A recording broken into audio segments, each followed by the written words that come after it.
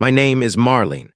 At 33, my younger sister left my 6-year-old daughter alone outside a shopping center just to prove something, all because I refused to put $40,000 into her planned dog cafe.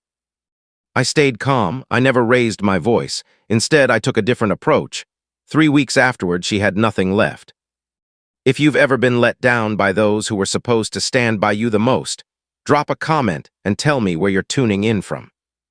It started simply. I asked her to watch Ella for just 1 hour. That's all 60 minutes.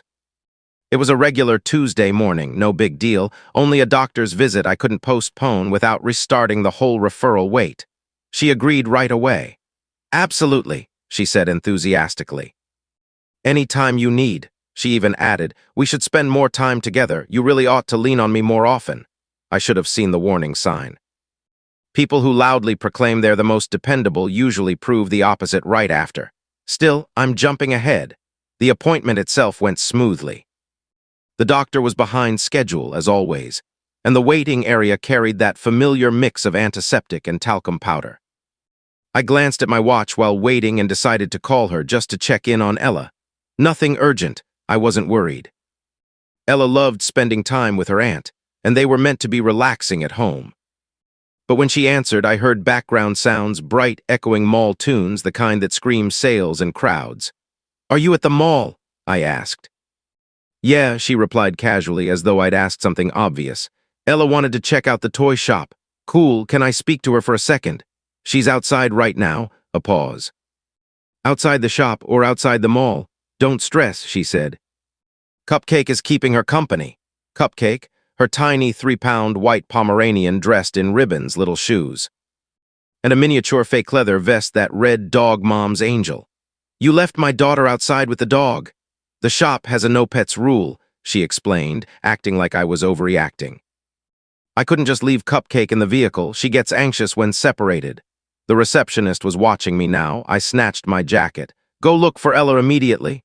She's perfectly okay." I was only gone maybe 5 minutes. She let out an irritated huff and ended the call. I was already rushing toward the exit. The drive felt endless traffic lights and terrifying images flashing through my mind. I imagined Ella sitting by herself on a curb, frightened, or walking away, or getting lost, or something far worse. When I finally reached the mall parking area, my hands trembled on the wheel. I saw my sister near the main doors first, cradling Cupcake like an infant. No sign of Ella. "Where is she?" I demanded. She blinked at me as though I was overdramatic. She was right here. "She's only 6. Maybe she wandered into a shop." Right, because 6-year-olds casually browse jewelry and grab drinks on their own. I searched the food area, the corridors, asked a stall employee. Someone directed me to the bookstore. I hurried inside. There was Ella in the children's corner, sitting on the carpet with legs folded, reading aloud to a stuffed toy, completely at ease and entirely by herself. The moment she spotted me, her face brightened. "Mommy, look, this book has a puppy in it." I knelt down and pulled her into a tight embrace until she made a little sound. Then I stood, told her we were heading home, and we left together, fingers linked. My sister remained in the exact same place, same neutral look, as if the whole thing was normal. Cupcake was busy grooming her own foot with Flair. "You found her," my sister remarked, not really asking. "She was by herself, so was your dog." I looked at her, truly looked. And right then she made it worse. "See," she said, cocking her head. "Now you understand how it feels." "How what feels?" "Having your baby left unattended." She gestured toward the Pomeranian. "I mean my baby." I stood motionless, caught between laughing hysterically and collapsing. Then I simply turned and walked off with Ella. No shouting, no debate. I didn't glance behind me. But in that instant, I decided something. She wanted to teach me a lesson. All right, I'd return the favor. 3 weeks later, she showed up sobbing at my doorstep, and I still hadn't once raised my voice. Yet she had lost it all. Some people fall apart after a romance ends. My sister fell apart into full dog obsession mode. Not right away, though. There was a phase when she claimed dogs were messy, clingy, and ruined any chic look. That was back when she was still the family's shining talent. She's 2 years younger.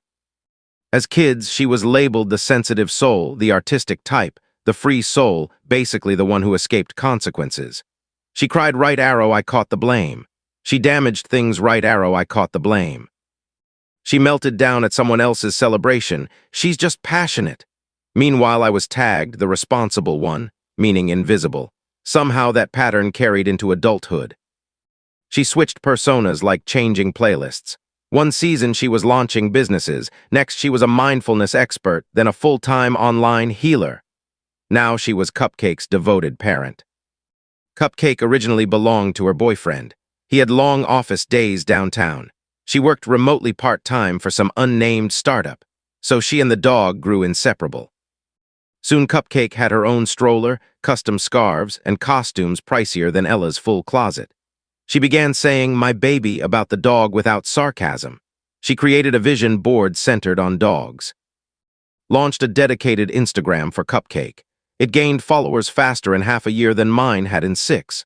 Somewhere amid the bow ties and organic treats, the idea struck.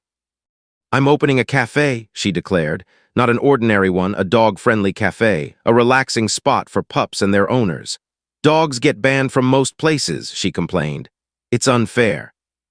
I want somewhere Cupcake can sit next to me while I write in my journal and drink oat lattes." That was her entire plan. Zero research, zero finances, pure energy. Then the request arrived. "I just need around $40,000 to launch."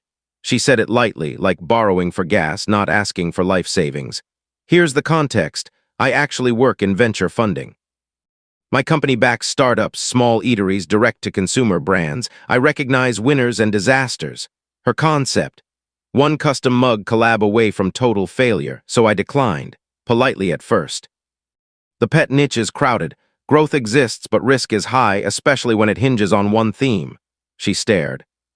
"You're saying Cupcake isn't appealing enough?" I explained more clearly until she kept pressing. Finally, I was blunt. I wouldn't pitch it to my firm, wouldn't risk my own cash, and wouldn't pretend enthusiasm to spare feelings. That's when she turned icy. Here's the embarrassing truth I ignored too long. I had quietly supported her lifestyle for ages because she refused to ask her boyfriend directly, too proud. She hinted, never outright demanded. Rent covered, food paid, Cupcake's urgent grooming on me. I even gave her a spare card for dog supplements. She used it for a $140 hooded sweatshirt with animal ears. Back then, I brushed it off. I had the steady career, the home, the partner. I assumed she'd mature eventually. She didn't. She escalated. So when she volunteered to watch Ella that day, I thought perhaps it signaled progress. Instead, she left my child outdoors with a dog because pets weren't permitted inside, then declared, "Now you know how it feels." She meant every word. That scene replayed endlessly, her expression. Her lack of regret. She wasn't apologizing, she was proving something. I stayed silent. No outburst, no social media event. I quietly revoked access to the shared card, no more rent assistance. No more emergency payments. At first, she didn't notice. Then came Sunday morning mid-laundry. "Hey, card got declined for my matcha. Strange, right?" Strange indeed, I ignored it. 10 minutes later, rent payment bounced too. Did the bank update something? Then rapid texts. Marlene, hello. Did you cancel the card?" "What's happening?" One reply from me. "You'll have to handle your own expenses from now on." Silence for 2 hours, then 2 missed calls. I let them go. A voicemail I skipped. A long voice message I played later out of dark interest. Mostly her cooing at Cupcake while complaining about my emotional cruelty. "This is what you get for helping people," she said, sweetly laced with poison. "You support endlessly, then they punish you." She hadn't bought dog food herself in nearly a year. I'd funded Cupcake's entire wardrobe. Still, I held back, not out of wisdom, but exhaustion. Until her messages grew vicious. "You're treating me like I broke the law, punishing me for protecting my baby. You've always resented my uniqueness." Classic move, rewrite the narrative, cast herself as the eccentric victim of my supposed harshness. Then came the Facebook post, a selfie of her and Cupcake. The dog wore an emotional support fluff vest. Caption: "When your own sister cuts you off financially, emotionally, spiritually, but at least I still have my true baby." Priorities, family doesn't hurt. She tagged our mother and Cupcake's page. I stared at the growing likes and sympathetic replies. One comment: "Who cuts off their sister over cash?" "That's cold," so I replied publicly. "She left my 6-year-old daughter unattended outside a mall. Ella got frightened and wandered away. She didn't notice or care. I didn't stop helping because of a pet. I stopped because I can no longer trust her with my child. Plain facts. No drama, no tags. I logged off and slept. Morning brought chaos, notifications exploding, missed calls, cousin screenshots, a text from mom. We should talk. Of course. Suddenly I was the family problem while she sobbed endlessly. Mom said maybe I should have kept it private. I countered. I wish she hadn't broadcast it first. She didn't push back. Surprisingly, many sided with me. Cousin Claire, wait, she actually left Ella alone? That's insane. College friend. I assumed it was boyfriend drama. This is next level wrong. Even some of her pet parent followers wrote, loving your dog doesn't justify neglecting a kid. Family chat went silent. Then Mom called. We didn't realize, she said. We thought it was just about the dog ban. Pause. You're justified in being upset. I just wish it stayed between you two. I wish she hadn't posted at all. No argument. I finally told my husband everything. He listened quietly, then held Ella close and said, you handled it correctly. We updated emergency plans, found reliable sitters. Her family was no longer an option. I arranged a professional sitter that afternoon. Ella was fine, not shaken, not asking for her aunt. That spoke volumes. My sister went radio silent. No messages, no posts, even Cupcake's page stayed quiet for days, a rarity. Then a stranger number rang. Hey, it's Oliver, her boyfriend. We'd barely interacted, twice maybe. Always heavy cologne, always calling Cupcake my girl. Can I ask one thing? Go ahead. Did she really leave Ella outside alone? Yes. With the dog? Yes. For how long? 10. 15 minutes. She didn't see the issue, said Ella, stressed Cupcake. Long silence, thick disbelief in the quiet. Okay, he said. That's all I needed. No fury, no defense, just that. I figured it might end there. Then she posted an empty dog bed photo on her story. Caption, lost everything. No explanation, pure heartache aesthetic. Mom texted, Oliver left, took Cupcake. She's broken. I stared, then laughed, not cruelly, but because reality delivered a sharper twist than fiction. Cupcake, her baby, her brand core, the one she prioritized over a child, was gone. For 2 days she vanished online. No rants, no paw-shaped foam art. Then she appeared at my door. Rapid, angry knocks I knew before opening. There she stood, baggy sweats, dark glasses, hoodie proclaiming dog moms do it better. Hair in a chaotic knot. You destroyed my life, she launched. Nice to see you too. You turned the whole family against me, made me the villain. You left a 6-year-old outside a mall to prove a point. Point made, you always act superior. Ella's head appeared around the corner. I softened instantly. Sweetheart, upstairs right now, please, she obeyed without question. You don't get to shout in front of my daughter, I said. Spare me the perfect mom routine, you're not flawless either. She gestured at my home like stability offended her. You have your fancy career, your house, your husband. You humiliated me, you told Oliver, you made him take her. He asked, I answered honestly. You wrecked my relationship. No. You did that yourself. She stepped closer. I held ground. Cutting me off doesn't make you noble. It makes me someone who finally set boundaries. She waited for remorse, maybe weakness. I offered none. You always judged me, she said, voice breaking. Now my entire world is gone.